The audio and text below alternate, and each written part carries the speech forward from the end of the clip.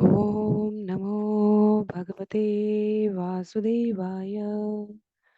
ओम नमो भगवते वासुदेवाय। ओम नमो भगवते वासुदेवाय। हरे कृष्णा। सभी भक्तों को सादर प्रणाम। श्रीमद् भागवतम महापुराण सत्रों की इन श्रृंखला में आज सत्र 608 608 में सभी भक्तों का स्वागत है। हम सभी यहाँ पर श्रीमद् भागवतम महापुराण को अंतर्राष्ट्रीय कृष्ण भावनामृत संघ के संस्थापक आचार्य कृष्ण कृपा मूर्ति श्री श्रीमद अभय चरणारविंद भक्ति वेदांत स्वामी श्रील प्रभुपाद की पुस्तक के माध्यम से भक्तों के संग श्रवण और पठन करने का प्रयास कर रहे हैं। जैसा कि सत्रों का प्रारूप है, वर्तमान विषय वस्तु का संक्षिप्त अवलोकन, तत्पश्चात मंगलाचरण और उसके बाद एक एक श्लोक का वाचन और अनुवाद, श्रवण और पठन करते हुए हम सभी इस सत्र में आगे बढ़ने का प्रयास करेंगे। वर्तमान विषय वस्तु की संक्षिप्त पुनरावृत्ति के क्रम में यदि हम सभी स्मरण करें तो स्कंद 11 अध्याय 13, जहाँ हंसा अवतार के द्वारा भगवान ब्रह्मा जी के पुत्रों को ज्ञान का उपदेश कर रहे हैं, उनके प्रश्नों का निवारण कर रहे हैं और उनके प्रश्नों के निवारण के माध्यम से जो सुखदेव गोस्वामी महाराज परीक्षित के समक्ष व्यक्त कर रहे हैं, सामान्य जनमानस के अनेकानेक द्वंद्वों का उत्तर है।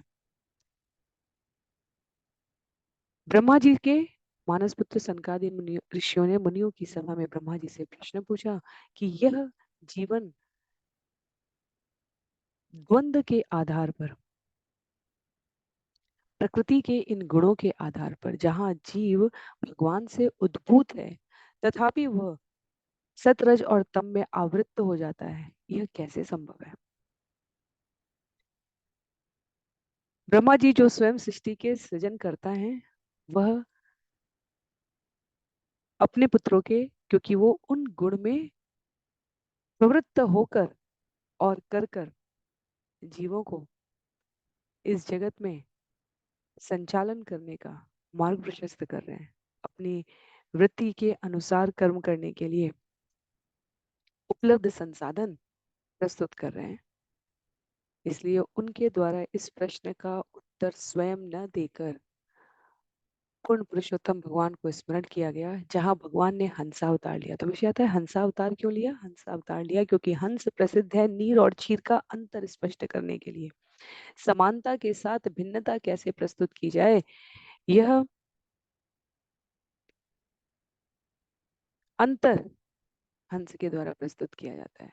तो इस अध्याय में 3 श्रोता और वक्ता हैं, भगवान श्री कृष्ण और उद्धव, हंस अवतार भगवान का स्वरूप और सनकादि ऋषि और स्वयं सुखदेव गोस्वामी और महाराज परीक्षित।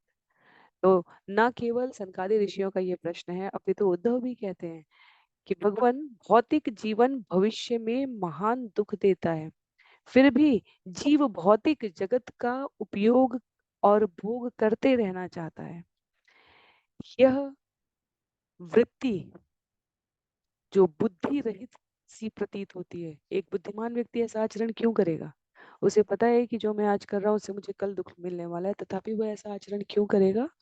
तो उसके लिए भगवान ने कहा कि मैं तुम्हें हंस अवतार स्वरूप का अपना जो उत्तर ब्रह्मा पुत्रों के सामने प्रस्तुत किया था वो बतलाता हूँ। तो हम लोग आरंभ करेंगे मंगलाचरण से और उसके पश्चात आगे इस वृत्तांत को श्रवण करेंगे। नारायणं नमस्कृत्य नरं चैव नरोत्तमं देवीं सरस्वतीं व्यासं ततो जयम् उदीरयेत्। शृण्वतां स्वकथा कृष्ण पुण्यश्रवणकीर्तन यद्यन्तस्थो यभद्राणि विदुनोति सुयत्स्यतां। नष्टप्रायेषु भद्रेषु नित्यं भागवत सेवया भगवत्युत्तमश्लोके भक्तिर्भवति नैष्ठिकी। ॐ अज्ञानतिमिरान्धस्य ज्ञानाञ्जनशलाकया चक्षुन्मीलितं येन तस्मै श्रीगुरवे नमः। मूकं करोति वाचालं पङ्गुं लङ्घयते गिरिं यत्कृपातमहं वन्दे परमानन्दमाधवं। वाञ्छाकल्पतरुभ्यश्च कृपा सिन्धुभ्य एव च पतितानां पावनेभ्यो वैष्णवेभ्यो नमो नमः। जय श्री कृष्ण चैतन्य प्रभु नित्यानंद श्री अद्वैत गदाधर श्रीवासादि गौर भक्त वृंद हरे कृष्ण कृष्ण कृष्ण हरे हरे हरे राम राम राम हरे हरे हरे कृष्ण कृष्ण कृष्ण हरे हरे हरे राम राम राम हरे हरे हरे कृष्णा कृष्ण कृष्ण हरे हरे हरे राम राम राम हरे हरे।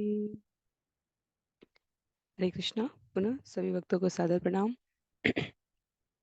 आज सत्र 608 608 में हम सभी स्कंद 11 अध्याय 13 भाग 2 श्रवण करने जा रहे हैं, जहां जीव के द्वारा आत्मा से स्वयं को पृथक ना समझते हुए भौतिक जगत के कार्य को भविष्य के सुखद परिणाम की आस में संपादित करते हुए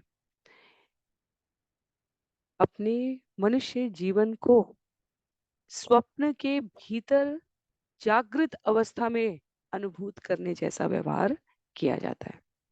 तो जहां हम सभी श्रवण कर रहे थे, वहां श्लोक संख्या 31 में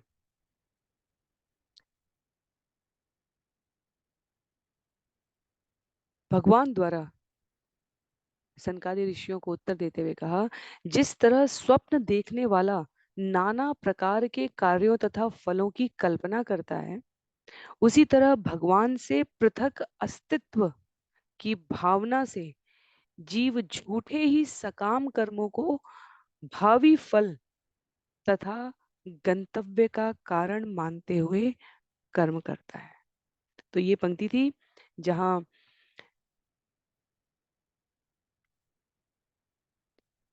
स्वयं को, मैं स्क्रीन शेयर करने का प्रयास कर रही हूँ, जहां स्वयं को जीव स्वप्न के भीतर नाना प्रकार के अपनी कल्पनाओं के आधार पर कर्म और फल का उपभोग करते हुए देख रहा है। इस जगत से पृथक कुछ भी नहीं है, भगवान के अस्तित्व को स्वीकार नहीं कर रहा है, इस प्रकार की भावना के साथ जीवन यापन कर रहा है। विश्वनाथ चक्रवर्ती ठाकुर कहते हैं कि भगवान ने उस बुद्धि की, ऐसा सोचने वालों की निंदा की है।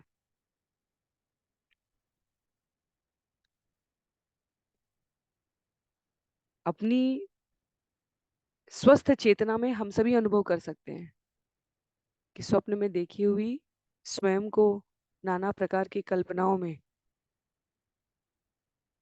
सृजित होती उपस्थितियों में कितनी भी सुखमय अवस्था या दुखमय अवस्था का हमें भोग हो, निद्रा तंद्रा समाप्त होने के पश्चात हम अपनी स्वाभाविक स्थिति में आ जाते हैं। वैसे ही इस नश्वर जगत में शाश्वत, स्थायी, सदा सर्वदा के लिए रहने का प्रयास करने का उपक्रम ही अपने आप में मोहग्रस्त है। इसलिए इस श्लोक पर आगे भक्ति सिद्धांत सरस्वती ठाकुर की टिप्पणी है कि जैसे जागने पर मनुष्य अपने स्वप्न को भूल जाता है, उसी तरह कृष्ण भावनामृत में स्थित मुक्तात्माएं वेदों द्वारा प्रदान किए गए अच्छे से अच्छे फल को, स्वर्ग लोक तक जाने को निस्सार समझते हैं।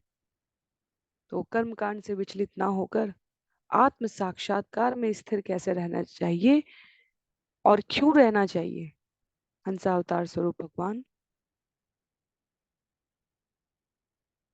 मुनियों को ये स्पष्ट कर रहे हैं।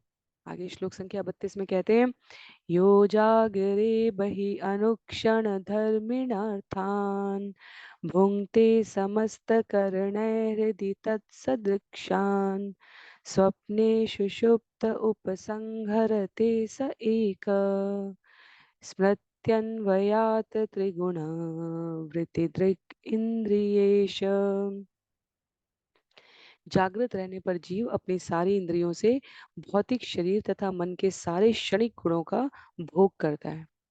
स्वप्न के समय वह मन के भीतर ऐसे ही अनुभवों का आनंद लेता है और प्रगाढ़ स्वप्न रहित निद्रा में ऐसे सारे अनुभव अज्ञान में मिल जाते हैं। जागृति, स्वप्न तथा सुषुप्ति की सरणी को स्मरण करते तथा सोचते हुए जीव यह समझ सकता है कि वह चेतना की तीनों अवस्थाओं में एक ही है और दिव्य है। इस तरह वह अपने इंद्रियों का स्वामी बन जाता है। तो जब जीव अपने ऊपर इस प्रकार का नियंत्रण रखता है, संयमन रखता है, इंद्रियों को विचलित अवस्था से परे ले जाकर भौतिक जगत के साधनों का प्रयोग केवल अपनी आवश्यकताओं के निर्वहन के लिए करता है, तब वह अपने आप को इन द्वैत भाव से पृथक रख पाता है। जब चेतना की उपयुक्त तीनों अवस्थाओं पर हम विचार करेंगे, तब हम अपनी आत्मिक दिव्य स्थिति को अनुभूत कर सकते हैं। सोता हुआ, जागता हुआ और सोने और जागने के बीच की अवस्था में जीता हुआ मनुष्य एक है, दिव्य है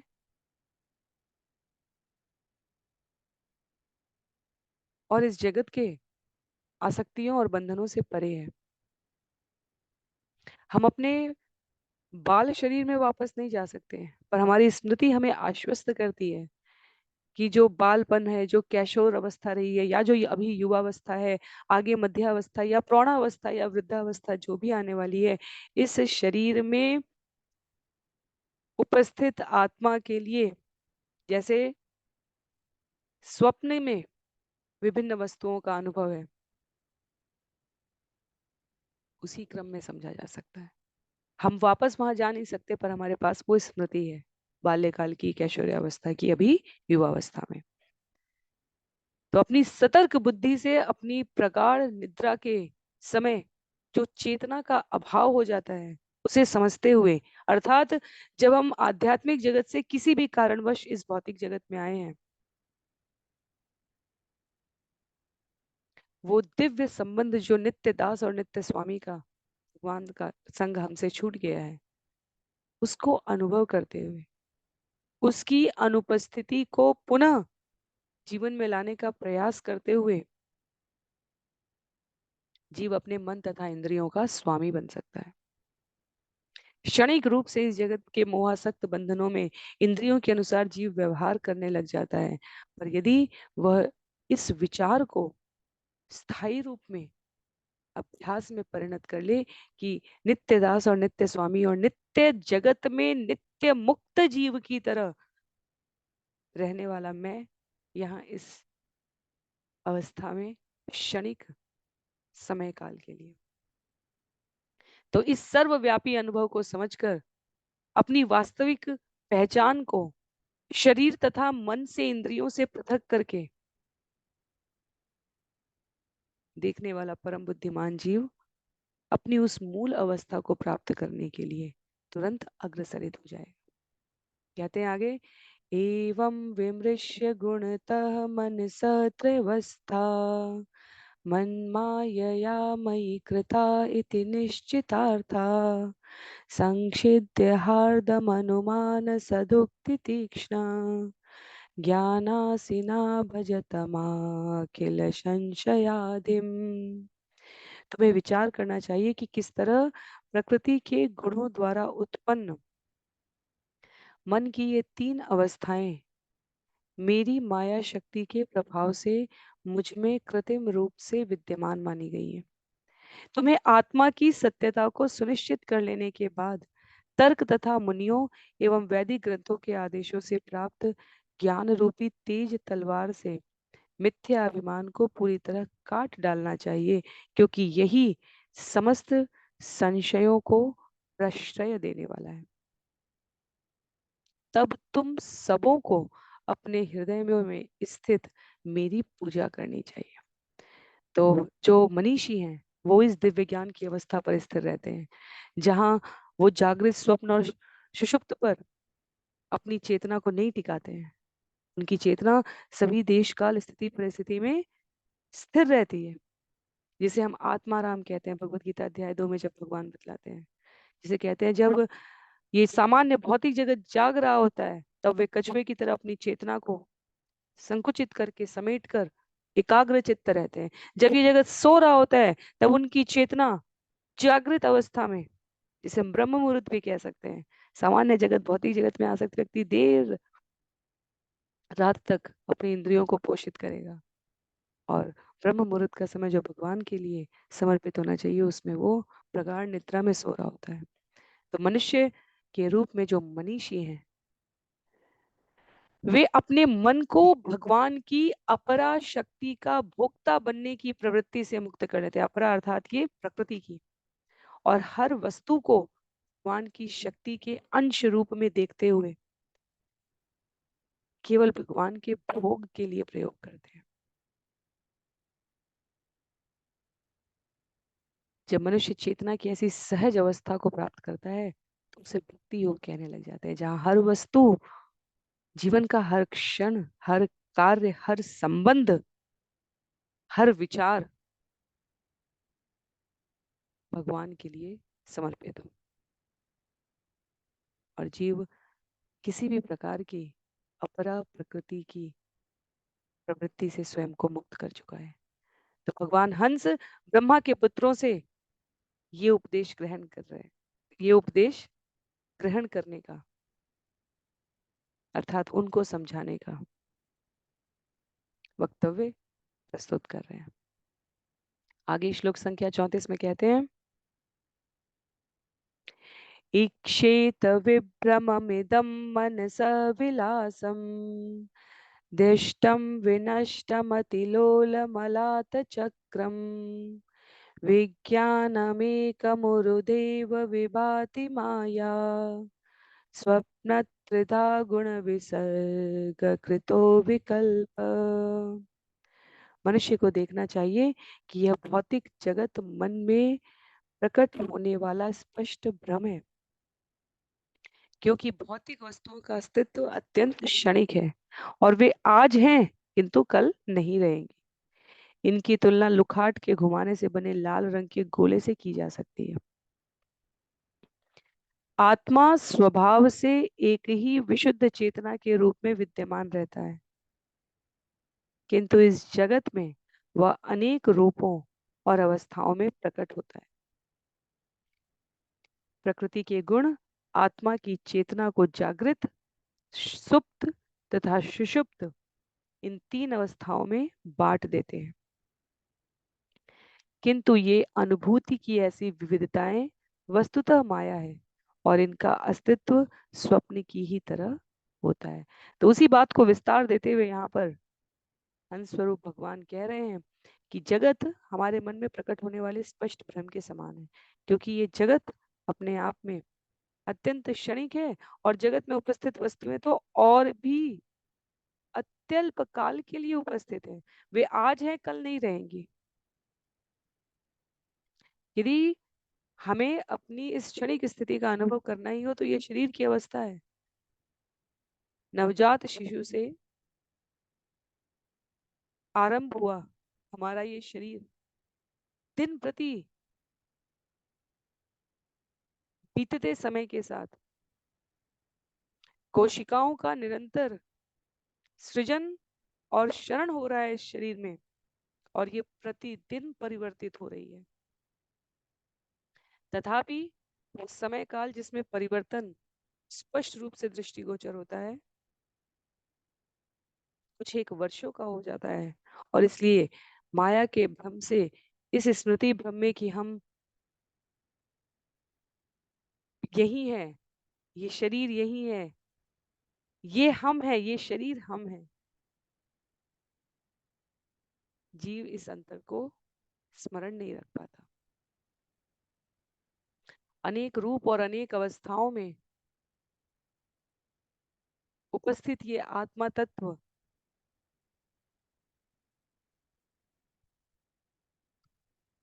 जगत की विविधताओं में जिस शरीर में उपस्थित है उसके द्वारा अर्जित गुण, कर्म और स्वभाव के अनुसार प्रकृति के प्रभाव में अपनी चेतना को जागृत, सुप्त और सुषुप्त तीन अवस्थाओं में देखती है।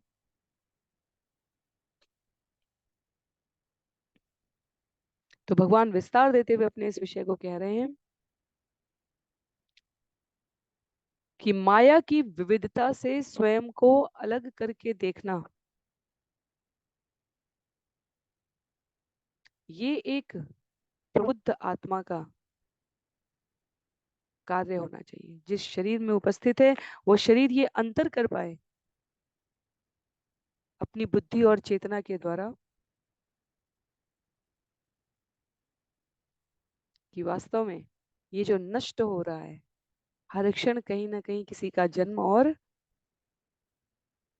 मृत्यु का वर्ण हो रहा है, ये नष्ट होने वाला शरीर मैं नहीं हूं, मैं आत्म तत्व हूं।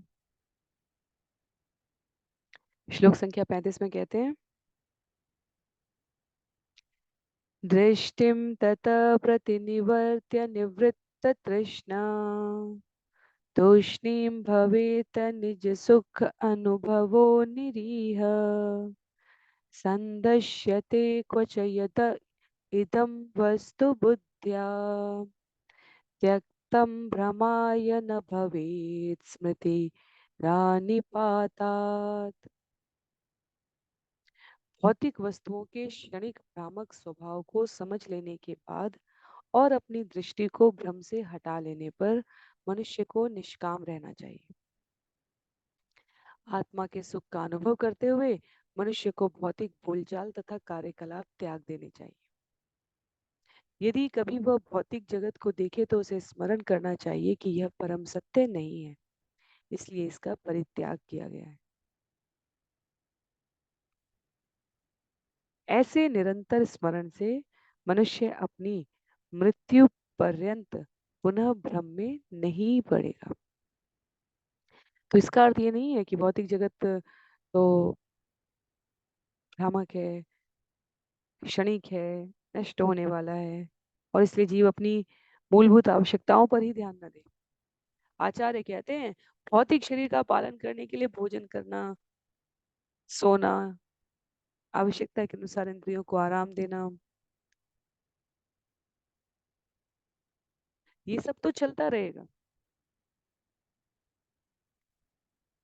पर इन सब क्रिया विधियों में ये स्मरण रखना कि ये परम सत्य नहीं है।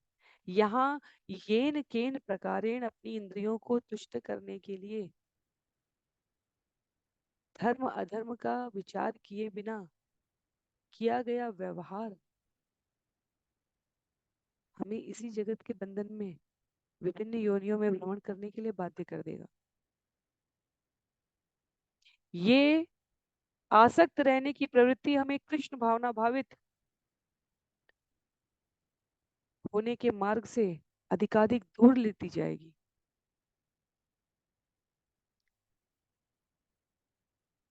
सरलतम सूत्र देते हुए आचार्यों में तो अभ्यास होता है इस बात का। वो कहते हैं हे भगवान मैं आपका हूँ, मैं इस शरीर का नहीं हूँ, मैं आपका हूँ, मैं आपका हूँ, मैं आपका हूँ, मैं आपकी हूँ। जो भी जिस भी शरीर में हमें स्त्री या पुरुष के, आचार्य तो कहते हैं हमें इस प्रकार से हर थोड़े थोड़े समय में भगवान को स्मरण कराते, अपने आप को भगवत भक्ति के प्रति ये स्मृति दिलाते रहना चाहिए। तो नित्य ऐसा स्मरण करने से हमारे जीवन में आध्यात्मिक आनंद का भोग करने की प्रवृत्ति आएगी। मन वाणी शरीर के किसी भी कार्यकलाप से विलग होकर भौतिक भ्रम में नहीं पड़ने की प्रवृत्ति विकसित होगी। इतने सारे वक्तव्यों के बीच में हंसा अवतार भगवान क्या प्रस्तुत करना चाह रहे हैं? निजी भोग के लिए जीव कोई कार्य ना करे। ये शरीर स्वस्थ रखने की बात पर भी अभी हमने चर्चा की। उसका उद्देश्य शरीर इसलिए स्वस्थ नहीं रखना है कि अन्यों द्वारा उसकी प्रशंसा की जाए, वाह आपकी त्वचा कितनी सुंदर है, आपके अंग उपांग कितने सुंदर हैं, आप कितने स्वस्थ हैं, कितने फिट हैं, इस तरह की बातों के लिए नहीं। अभी तो शरीर से भगवान की सेवा होनी है, इसलिए शरीर को स्वस्थ रखना हमारे उत्तरदायित्व के रूप में होना चाहिए। तो कोई भी निजी भोग के कार्य का जब हम परित्याग कर देते हैं और इस शरीर के उपयोग से भगवत भक्ति के मार्ग में प्रवृत्त होकर आध्यात्मिक आनंद के लिए प्रयास कर रहे होते हैं, भगवान के साथ अपने संबंध को पुनः जोड़ने के लिए अपने मन बुद्धि विचार कार्य को नियंत्रित कर रहे होते हैं, तब शनैः शनैः जीवन में अनुरक्ति उत्पन्न होती है। माया के द्वारा विमोहित होने की अवस्था समाप्त हो जाती है और अपने इस शरीर से आध्यात्मिक शरीर को प्राप्त करने के, विकसित करने के प्रयास में लगा हुआ जीव भौतिक जगत के किसी भोग को अपने मस्तिष्क में लाएगा ही नहीं। व्यवहार तो बहुत दूर की बात है। इसके लिए कोई बाहर से विशेष अंतर नहीं दिखेगा। वो इसी जगत में रहता हुआ साधक और भक्त इसी जगत में रहते हुए अपने उत्तरदायित्वों का निर्वहन करते हुए भोगने के लिए उपस्थित सारी सामग्रियों का जो इस माया जगत में है उपयोग भगवान के लिए करते हुए स्वयं को प्रवृत्त करते हैं। श्लोक संख्या 36 में कहते हैं, देहं च नश्वरमवस्थितमुत्थितं वा सिद्धो न पश्यति यतो अद्य गमत्स्वरूपम् देवादपेतमतदैव वशादुपेतं वासो यथा परिकृतं मदिरामदान्ध। जिस तरह शराब पिया हुआ व्यक्ति यह नहीं देख पाता कि उसने कोट पहना है या कमीज, उसी तरह जो व्यक्ति आत्म साक्षात्कार में पूर्ण है और जिसने अपना नित्य स्वरूप प्राप्त कर लिया है, वह यह नहीं देखता कि नश्वर शरीर बैठा हुआ है या खड़ा है। हाँ, यदि ईश्वर की इच्छा से उसका शरीर समाप्त हो जाता है या उसे नया शरीर प्राप्त होता है, तो स्वरूप सिद्ध व्यक्ति उसे उस तरह नहीं देखता जिस तरह शराबी अपनी बाह्य वेशभूषा को नहीं देखता है।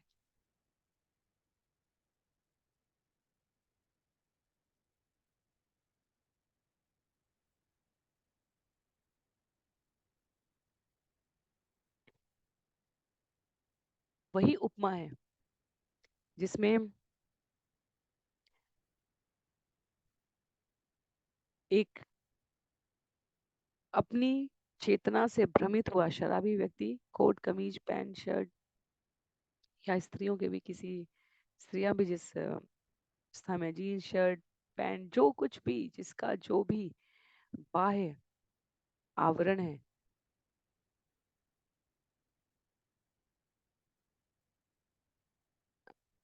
शराब के प्रभाव से स्वयं की चेतना को विस्मृत किया हुआ जीव बाह्य रूप से किसी भी सज्जा में हो,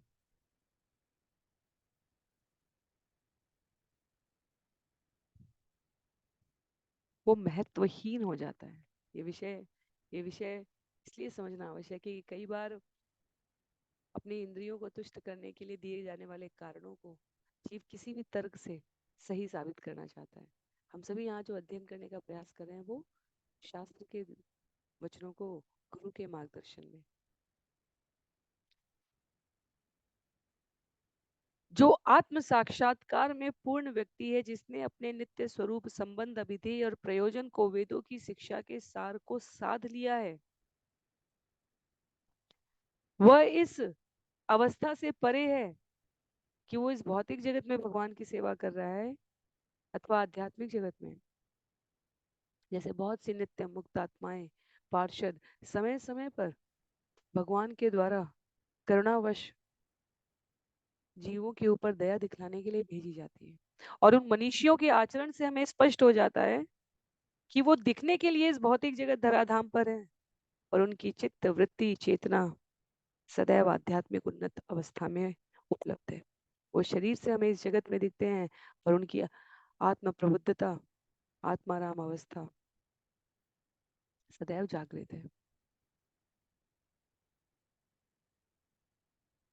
तो स्वरूप सिद्ध बनने का प्रयास, जहाँ बाह्य अवस्था और व्यवस्था उतनी महत्व की नहीं रह जाती, जहाँ नश्वर शरीर और चंचल मन दोनों को भौतिक जगत का अंग समझते हुए निरंतर भगवान की सेवा में लगे रहने वाला जीव इंद्रिय तृप्ति को अपना लक्ष्य नहीं समझता,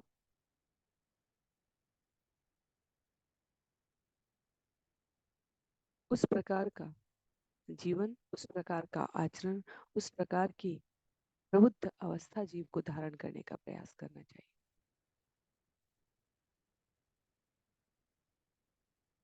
आगे कहते हैं श्लोक संख्या 37 में, देहोऽपि दैववशगः खलु कर्म यावत् स्वारम्भकं प्रति समीक्षत एव सासु तं स प्रपञ्चमधिरूढ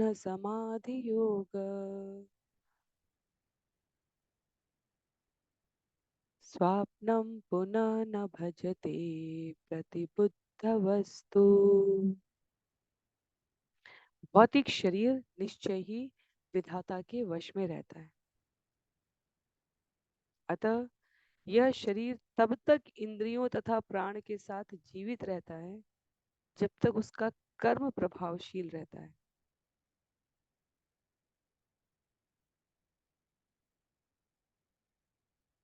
किंतु स्वरूप सिद्ध आत्मा जो परम सत्य के प्रति प्रबुद्ध हो चुका है और जो योग की पूर्ण अवस्था में उच्चारूढ़ है, कभी भी शरीर तथा उसकी अनेक अभिव्यक्तियों के समक्ष नतमस्तक नहीं होगा, क्योंकि वह इसे स्वप्न में देखे गए शरीर के समान जानता है। तो यहाँ पर वो चुनौती बताई जा रही है, जहाँ पर कई बार जैसे जो शराब मदिरा पान नहीं करते हैं, किसी अनेकों प्रकार की ऐसी सामाजिक स्थितियों में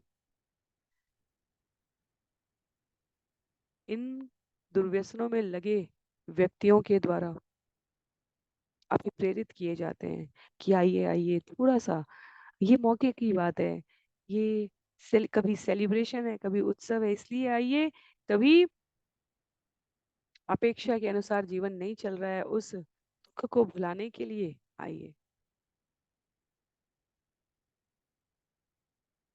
तो ये अनेकानेक ऐसी अभिव्यक्तियां इस भौतिक जगत की जो जीव को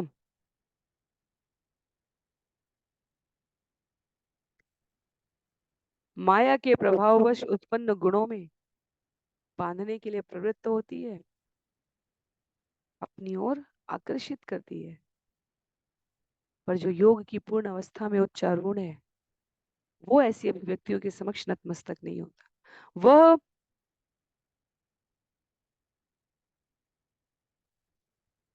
ऐसी किसी भी अवस्था को स्वप्न में देखे गए शरीर के समान जानता है। तो जब हम इस जगत में हैं, काल के प्रभाव में निश्चित रूप से हमारे शरीर की एक निश्चित अवधि है और वो विधाता के वश में रहने वाली है। पर अपनी इंद्रियों, प्राण, कर्म के साथ उपस्थित आत्म तत्व, स्वरूप सिद्ध, परम सत्य के प्रति प्रबुद्ध जीव अपने आप को ऐसी किसी भी अभिव्यक्ति के समक्ष नतमस्तक नहीं होने देता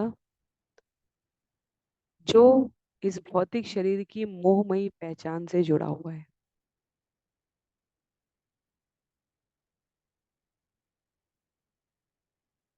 स्वयं को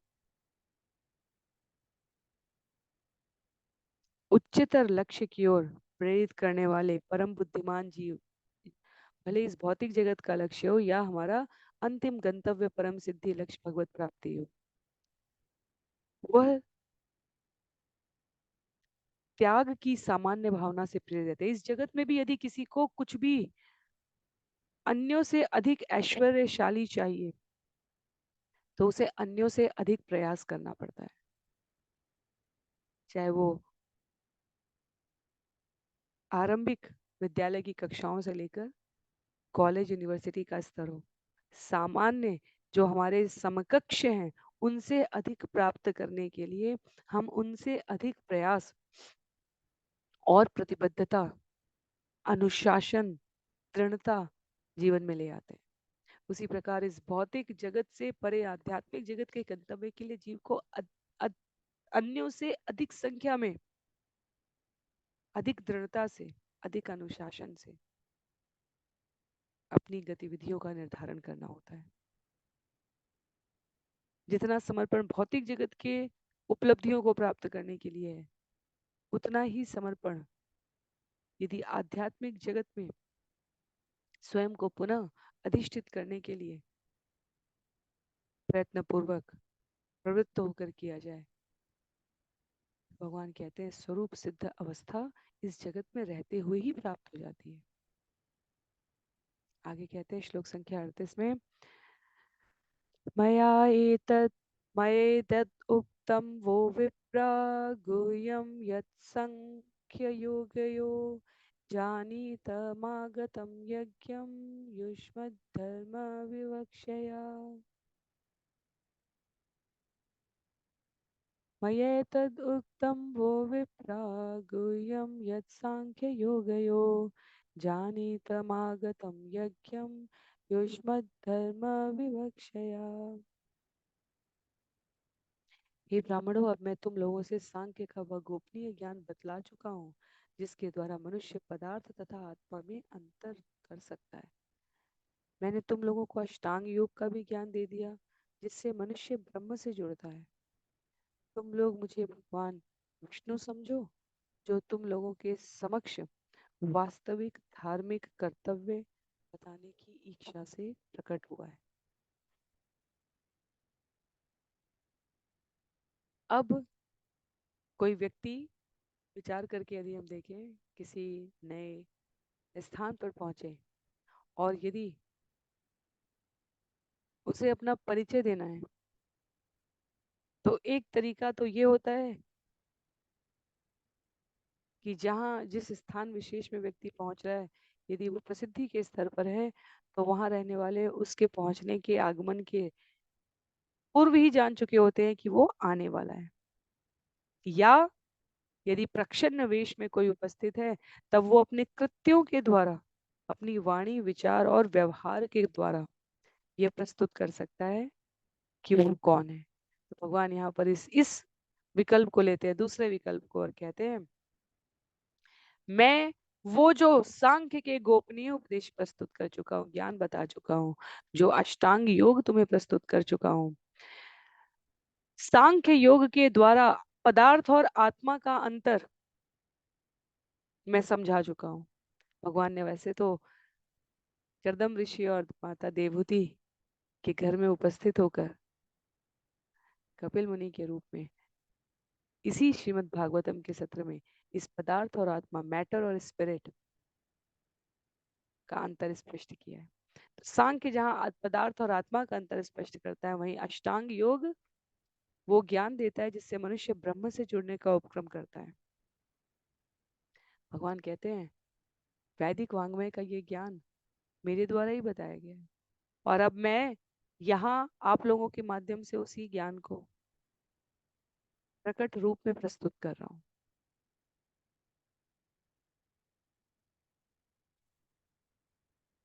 इसलिए सामान्य जीव तो ऐसा नहीं कर सकता। आप सभी तत्ववेत्ता, ज्ञानी मेरी इस उपस्थिति को इस रूप में समझें कि मैं आपके समक्ष वास्तविक धार्मिक कर्तव्य बताने की इच्छा से उपस्थित हुआ हूं। तो प्रश्न किया था ब्रह्मा जी के पुत्रों ने कि आप कौन हैं, जहां हमारा पिछला सत्र आरंभ हुआ था। प्रश्न था आप कौन हैं, और वहां से भगवान कहे यदि मुझे समझना चाहते हो तो मेरे द्वारा प्रस्तुत ये अष्टांग और सांख्य का ज्ञान श्रवण करो, तब मेरी उपस्थिति स्पष्ट हो जाएगी। ना सब कुछ बतलाने के पश्चात श्लोक संख्या 39 में कहते हैं भगवान, अहम योगस्य सांख्यस्य सत्यस्य ऋतस्य तेजस परायणं द्विज श्रेष्ठा श्रिय कीर्ते दमस्य च। हे श्रेष्ठ ब्राह्मणों, तुम लोग यह जानो कि मैं योग पद्धति, सांख्य दर्शन, सत्य, ऋत, तेज, सौंदर्य, यश तथा आत्म संयम का परम आश्रय हूं। तो योग पद्धति, सांख्य दर्शन तो यहाँ प्रस्तुति किया, उसके अतिरिक्त भगवान ने जिन शब्दों का प्रयोग किया है वो क्या है? षड ऐश्वर्यों के स्वामी भगवान, जिनके बारे में हम लोग भगवत गीता आरंभ होने के साथ श्रवण करते हैं। यहाँ श्रीमद् भागवतम में भगवान हंस अवतार लेकर ब्रह्मा जी के पुत्रों के समक्ष से प्रस्तुत करते हैं, क्योंकि विश्वनाथ चक्रवर्ती ठाकुर का कथन है कि ये सुनने के पश्चात आप कौन है से पूछना आरंभ किया था इन ऋषियों ने, और भगवान ने पूरा अष्टांग योग और सांख्य योग समझा दिया। तो वो आश्चर्यचकित होकर विचार कर रहे हैं कि हमने कितना अद्भुत ज्ञान सुना अभी अभी, ये वास्तव में कौन है? तो इसलिए भगवान ने उनके आश्चर्यों को पहचान कर इस श्लोक को कहा, जिससे वे उन्हें समझ सके।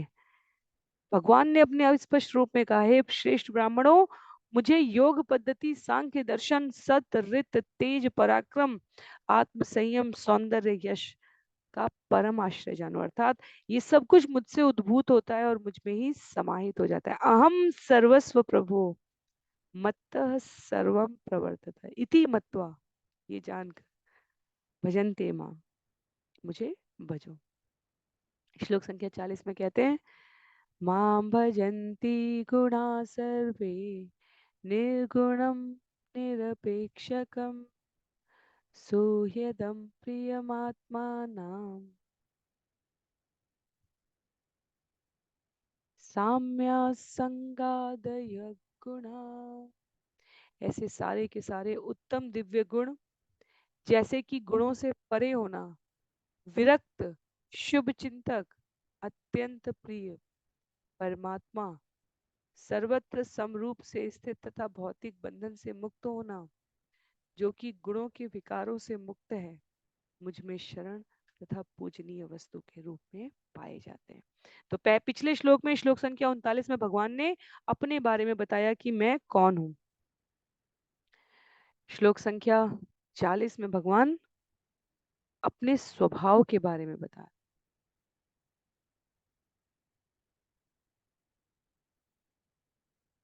भगवान के पद के बारे में ब्रह्मा जी के परम बुद्धिमान पुत्रों को कोई संशय ना हो, कोई दुविधा ना हो, कोई संदेह ना हो, ऐसी हिचकिचाहट की पूर्व कल्पना करते हुए भगवान ने इस श्लोक में अपनी स्थिति स्पष्ट कर दी। उन्होंने कहा, ये जो कुछ ज्ञान मैंने दिया वास्तव में ब्रह्मा समेत साधारण जीवों के विपरीत, ब्रह्मा जी तक जीव अवस्था ही है। जीव अपना सर्वाधिक समुन्नत सकाम कर्म का परिणाम ब्रह्मा की पदवी प्राप्त करके कर सकता है। और कई कई ऐसे चक्र आ जाते हैं, युगों का उल्लेख है, जहां ब्रह्मा की पदवी पर कोई रह नहीं पाता, क्योंकि इतना सुकृत ही नहीं अर्जित है। तब भगवान को स्वयं या अपने पार्षदों को उस पर अभिषिक्त करना होता है। तो पहले वाले श्लोक में अपने आप को बतलाकर भगवान इस श्लोक में अपने स्वभाव को बतला रहे हैं। दिव्य सच्चिदानंद स्वरूप, मिथ्या अहंकार से परे, सब सर्वव्यापी, सर्वोच्च, सुहृदय, सुहितैषी। भगवत गीता अध्याय 5 श्लोक संख्या 29 में जो कहा गया है, अपने भक्तों के साथ आश्चर्यजनक स्नेहिल संबंध स्थापित करने वाले, निरपेक्ष और सभी भौतिक अवस्थाओं में विरक्त रहने वाले, अपने और आने वाले जीवों की भौतिक उपाधियों से अप्रभावित रहने वाले, देवताओं को भी उनका ऐश्वर्य प्रदान करने वाले।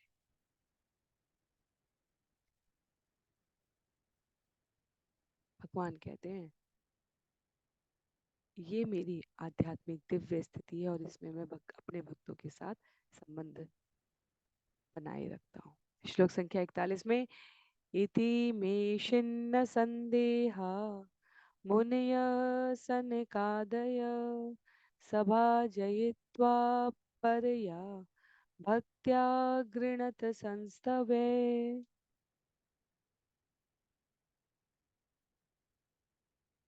भगवान कृष्ण ने आगे कहा, हे उद्धव, इस प्रकार मेरे वचनों से सनक इत्यादि मुनियों के सारे संदेह नष्ट हो गए। दिव्य प्रेम तथा भक्ति के साथ मेरी पूजा करते हुए उन्होंने उत्तम स्तुतियों द्वारा मेरी महिमा का गान किया है। भगवान उपस्थित है समझाने के लिए। बुद्धिमान प्राणी जो 4 प्रकार के भक्तों में आते हैं, जिसे भगवत गीता में भगवान बताते हैं। जिज्ञासु, यहाँ ब्रह्मा जी के पुत्र जिज्ञासु अवस्था में है, वो परम भक्त हैं पर भिन्न अवस्था में उपस्थित है।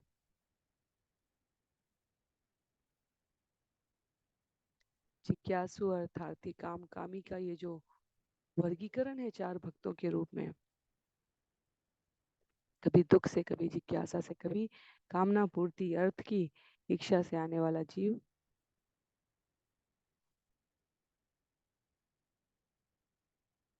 भगवान को या भगवान के अधिकृत भक्तों को अपने जीवन में प्रवेश कराकर इस निस्सार जगत के सारपूर्ण ज्ञान को अपने हृदय में स्थिर कर लेते हैं।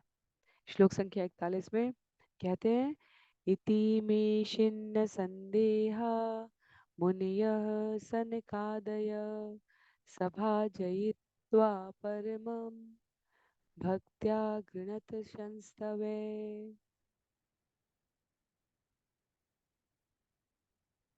भगवान कृष्ण ने आगे कहा, हे उद्धव, इस प्रकार मेरे वचनों से सनक इत्यादि मुनियों के सारे संदेह नष्ट हो गए। दिव्य प्रेम तथा भक्ति के साथ मेरी पूजा करके उन्होंने इस उत्तम स्तुतियों द्वारा मेरी महिमा का गान किया है। तेहम पूजित संयक संस्तुत परमर्षिभिः प्रत्ययाय स्वकं धामं पश्यत परमेष्ठिनः। इस तरह सनक ऋषि इत्यादि महामुनियों ने मेरी भलीभांति पूजा की और मेरे यश का गान किया। मैं ब्रह्मा के देखते देखते अब अपने धाम लौट गया। तो इस प्रकार श्रीमद् भागवतम के 11वें स्कंद के हंसावतार द्वारा ब्रह्मा पुत्रों के प्रश्नों का उत्तर नामक 13वें अध्याय के श्रील भक्ति वेदांत स्वामी प्रभुपाद के विनीत सेवकों द्वारा रचित तात्पर्य पूर्ण हो रहे हैं। तो अध्याय यहाँ समाप्त हो रहा है और इसके साथ ही हम आज का सत्र भी यहाँ पर समाप्त करेंगे। विचार करने के लिए सार रूप में बहुत सरल साथ ही गूढ़ रहस्य भगवान ने यहाँ अपने उद्धरण में प्रस्तुत किए हैं। तो अपने जीवन के सार को भगवान की इन शिक्षाओं के आश्रय में निरूपित करने का प्रयास करते हुए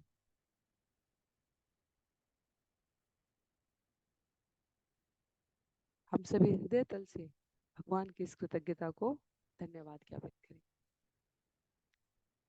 अगले सत्र में हम सभी स्कंद 11 अध्याय 14, जहाँ कृष्ण द्वारा उद्धव से योग वर्णन की बात की गई है। ये लंबा अध्याय है, 46 श्लोक है इस अध्याय में और क्रमबद्ध तरीके से हम श्रवण करने का प्रयास करेंगे। उद्धव के द्वारा ये सारा ज्ञान, क्योंकि उद्धव क्या है, बृहस्पति के पुत्र हैं, उद्धव के शिष्य हैं, क्षमा कीजिए, बृहस्पति के शिष्य हैं, तो ज्ञान को धारण करने की उनकी प्रतिभा भी असाधारण है और इसलिए भगवान ये सारा ज्ञान उद्धव के समक्ष इसलिए प्रस्तुत कर रहे हैं क्योंकि वो आगे इस परंपरा में प्रवाहित होते रहने वाला है। तो उद्धव प्रश्न करेंगे कि आध्यात्मिक प्रगति के लिए कौन सी विधि सर्वश्रेष्ठ है और वहां पर भगवान इस योग वर्णन का निरूपण करेंगे। इसे हम सभी अगले सत्र में सुनने का प्रयास करेंगे। आज के लिए सत्र को यहीं पर समाप्त करते हैं। श्रील प्रभुपाद की जय, श्रील गुरुदेव की जय, अनंत कोटि वैष्णव वृंद की जय, श्रीमद् भागवतम महापुराण की जय। हरे कृष्णा।